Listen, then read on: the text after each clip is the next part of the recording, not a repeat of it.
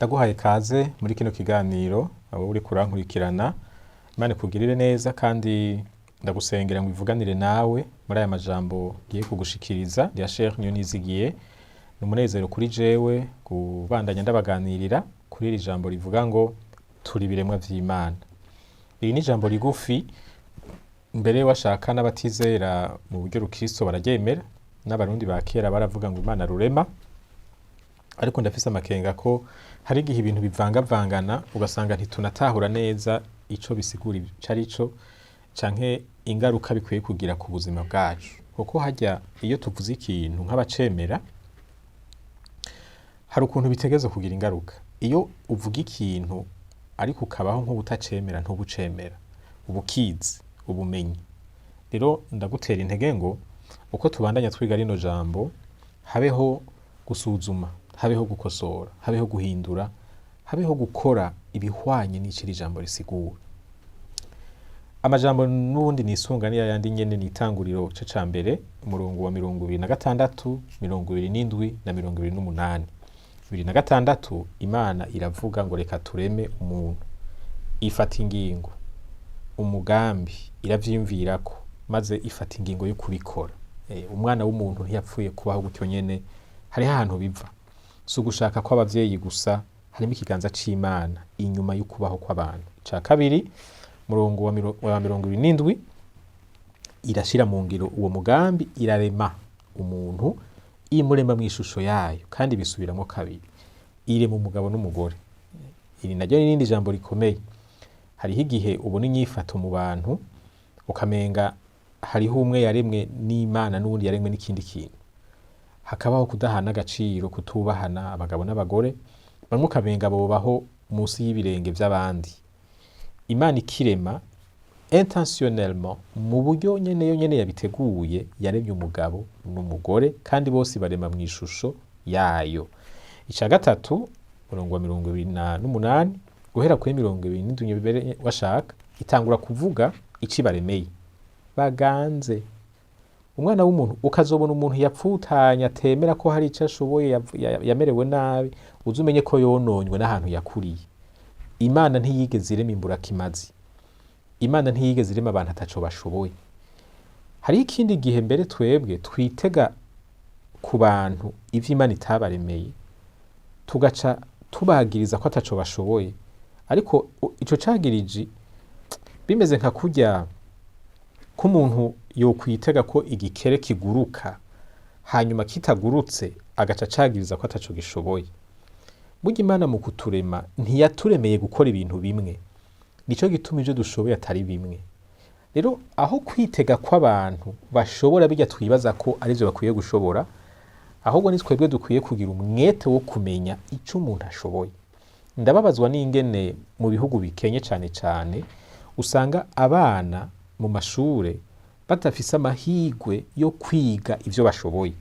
Ugasanga hari ibintu bike bemerewe kwiga, bagaca bapfa kwiga bamwe ibitajanye n'ivyo bashoboye, ibitajanye n'ivyo Imana yabaremeye. Burya ni ikintu kibi conona potentiel ya societe, conona capital humain ya societe. Kuko tuba turiko dukoresha abantu ibitajanye n'ivyo biyumvamwo, n'ivyo bashoboye mu buryo kama, mu buryo buri naturel. Hari ibintu bitatu twakuye muri ano majambo, nivyo ngira subire mvuge ko, ariko canda birangiza nico kiganiro ca nyuma. Umuntu yaremwe n'Imana, nta caduka kibaho. Nimba hariho abantu iyo umubonye wumva wese basi umuntu ari abayeho kubera iki, ukumva umenga mu bwenge bwawe ntiyarakwiye kubaho, uri mwikosa. Kandi ico kintu uzugihagarike, ugihebe sico. Wowe nta bubasha ufise bwo kuvuga ngo umuntu ntakwiriye kubaho kuko nturi Imana. Ca bugufi wakira ico Imana yakoze. Ingorane zoba zihari muzironderera umuti ukundi, mugabo ntukagire umutima wo kurojeta ukubaho k'umuntu. Ica kabiri, umuntu afise agaciro ndemana. Muri societe yacu ndaza kubivuga ko hari abantu twamenyerejwe gusuzugura no kugaya. Ivyo ni binyoma Satani yadupomfyemwo bituma tugaya ivyo Imana ishima. Ico naco nyene ni ikintu dukwiye guhagarika kuko biri mu bintu vyonona imibano y'abantu. Ca gatatu, umuntu arafise ubushobozi bwo kuganza Imana yamuremye ngo aganze kandi irinzi bikora gutyo no kuvuga ko hari ikintu yamushizemo. Nta kijuju kibaho mu vy'ukuri.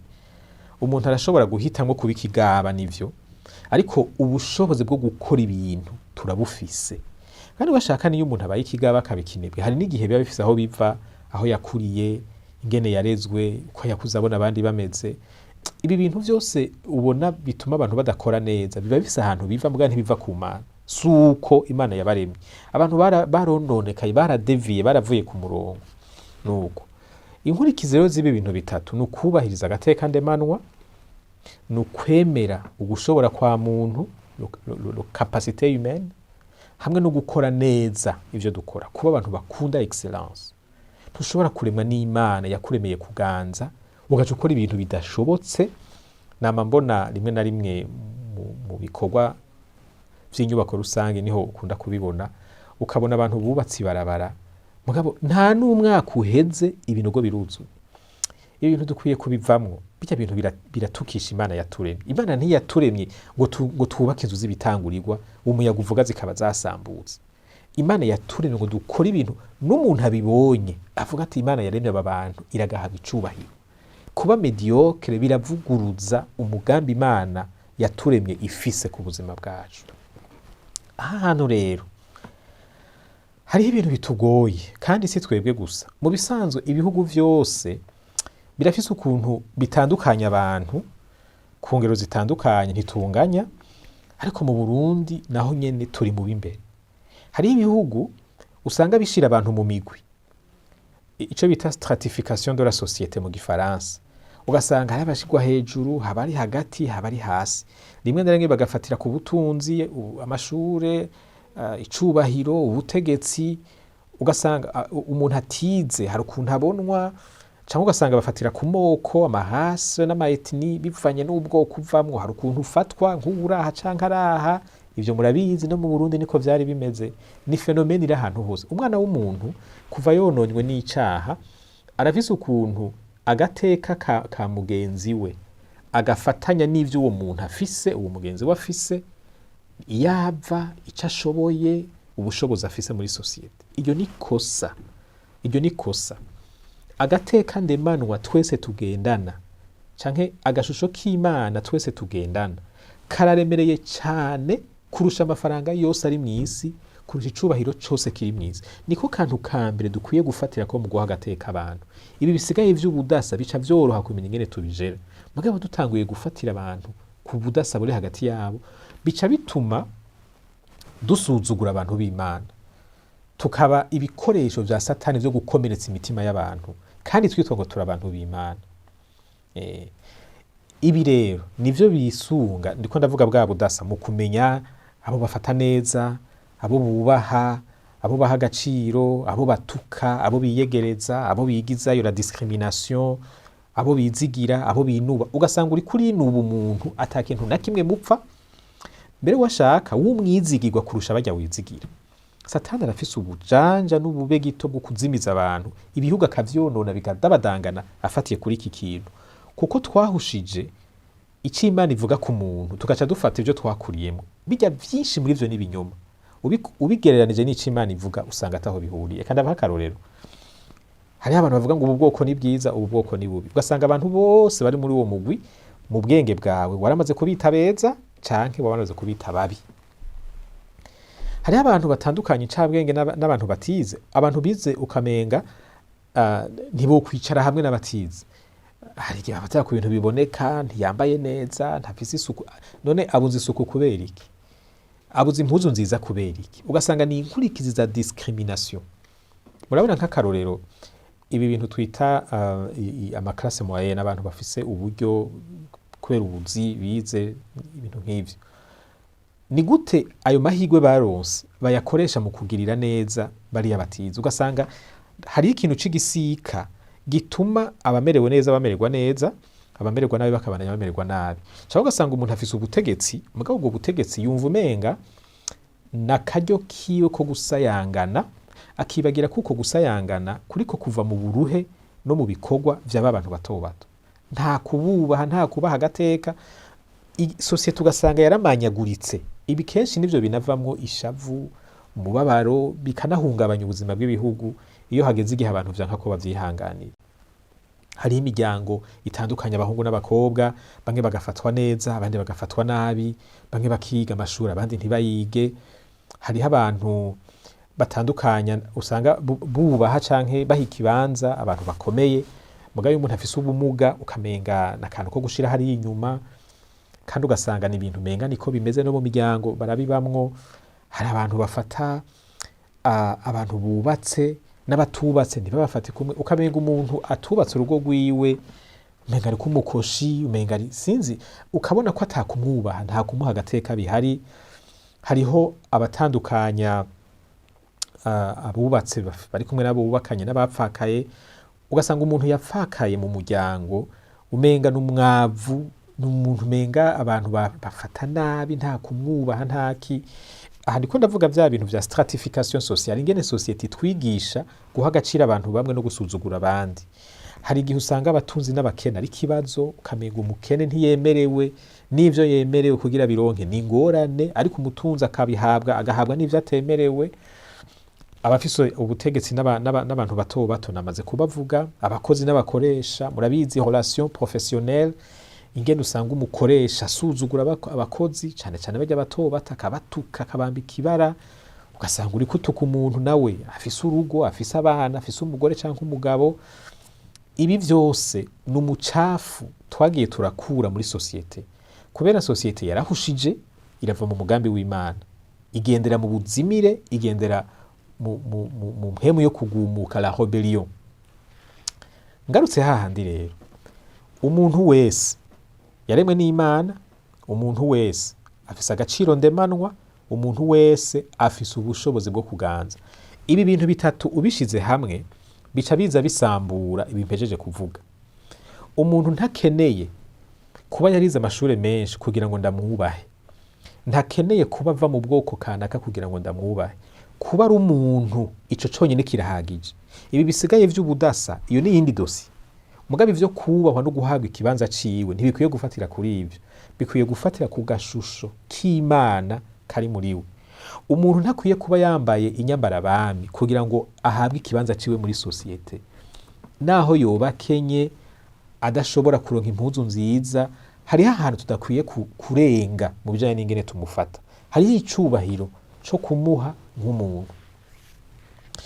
Ibi bintu rero iyo bidakosowe, abantu bakabaho bamwe basuzugurwa abandi bahabwa icubahiro, birakomeretsa abantu mu majambo bavugwa ko, mu majambo babwirwa, bajya n'ubwoko bubi, bajya n'abantu babi.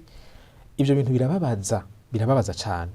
Hanyuma hari igihe bivamwo akarenganyo, ugasanga hariho abantu badahabwa uburenganzira bwabo, amategeko abemerera kubera ico bari, kubera umugwi barimwo. Ivyo birasesema umutima w'Imana. Suko Imana yashaka ko abantu bayo babaho. Imana yashaka ko umuntu wese yubahirwa ico yamugize, ko gateka ndemanwa yamuhaye uwundi wese yitwa umuntu akakubahiriza. Hari igihe bivamwo urwanko, hari igihe bivamwo amatati, hari igihe bivamwo intambara. Mu vy'ukuri iyo tuvuze ngo Imana niyo yaturemye, tuba twiyemeje kubaho twubahiriza umuntu wese mu gateka kiwe, umwe wese agahabwa ivyo yemerewe, ntihagire umuntu afatwa nabi azira icari canke azira umugwi arimwo. Reka rero ndagusabe kurimbura mu kurangiza. Wewe ibi bintu navuze vyo gusuzugurwa no gufatwa nabi kubera umugwi urimwo canke kubera ukuntu umeze, vyoba vyaragushikiye? Bishobora kuba vyafate ku kuntu wavutse, kumbura uri umukobwa canke uri umuhungu, sinzi, wakuriye mu muryango udakunda umuhungu, bari bafise abakobwa benshi, abahungu benshi, bakumva umenga bari bashaka umukobwa. Hari ibintu vyoba vyaragushikiye vyo gufatwa nabi, kuvugwa nabi, kutakirwa, kuba rejete bivanye n'uko umeze canke n'umugwi urimwo. Nimba vyaragushikiye, nashaka ndagutera intege ngo wibuke ivyo abantu bagukoreye ni kubera ubuzimire bwabo, suko Imana yabishaka.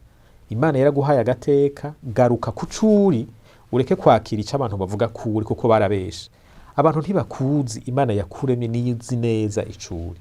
Nimba ukijijwe, ndagutera intege gusoma amajambo ari mu Banyefeso igice ca mbere n'ica kabiri n'ica gatatu. Uraza kubona ibindi bintu Imana yarudukoreye nk'abizera, bituma tugira agaciro kanini gose ku buryo umuntu aja dusuzugura tudakwiye guteshwa umute n'amajambo yiwe.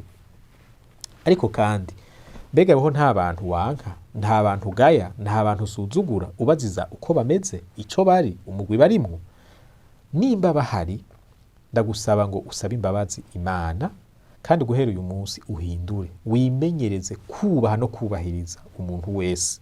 Hari ijambo rivuga ngo uwunyikije umukene, uwufashe nabi umukene abagaye umuremyi. Ni Migani 14:31.